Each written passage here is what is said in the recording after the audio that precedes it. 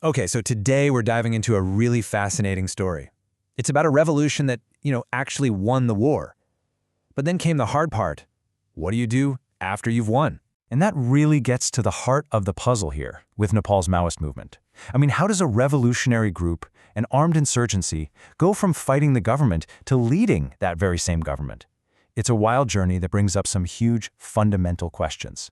Yeah, and to really get a sense of how big this was, just look at this number, 80%.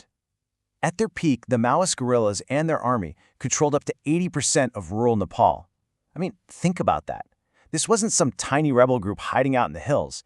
They were basically running a parallel state. All right, let's rewind a bit. To understand how they got there, we have to go back to the very beginning, to see where this whole idea of a new Nepal even came from. So, right from the get-go, the Communist Party of Nepal had this core belief. Real change doesn't come from polite agreements. It has to be won through armed struggle.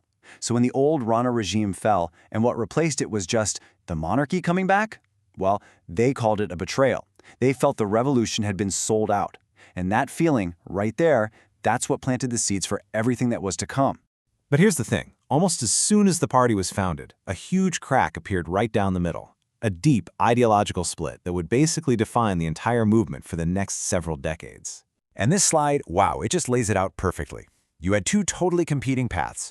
On one side, the revolutionaries saying, no, armed struggle is the only way. We have to smash the old system.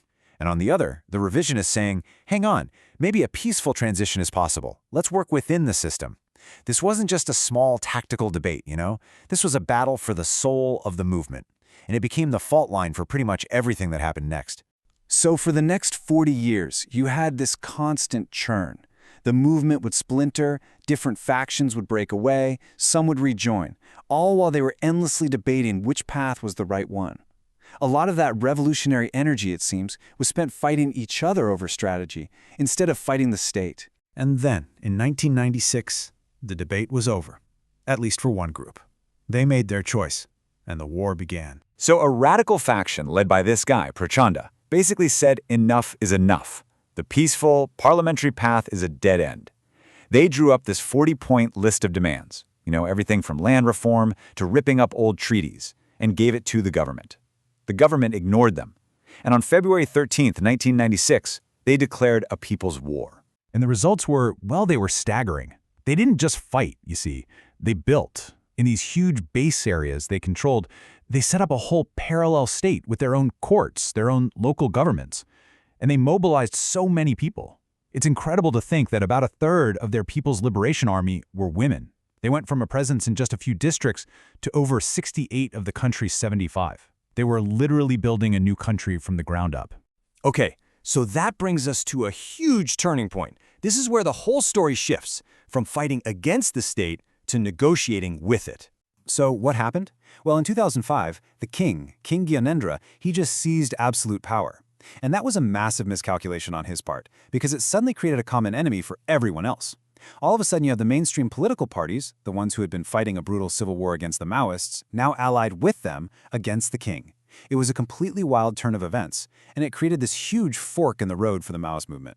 And this is where the source analysis we're looking at really digs in. It asks this incredible question. It frames the decision to, sign a peace deal and enter mainstream politics not as some obvious victory, but as something maybe much more dangerous, a grave departure, as they put it, from what they had been fighting for. So, was it a victory or a betrayal? Let's take a look at how it all played out. Well, the first thing that happened is that they shocked everybody.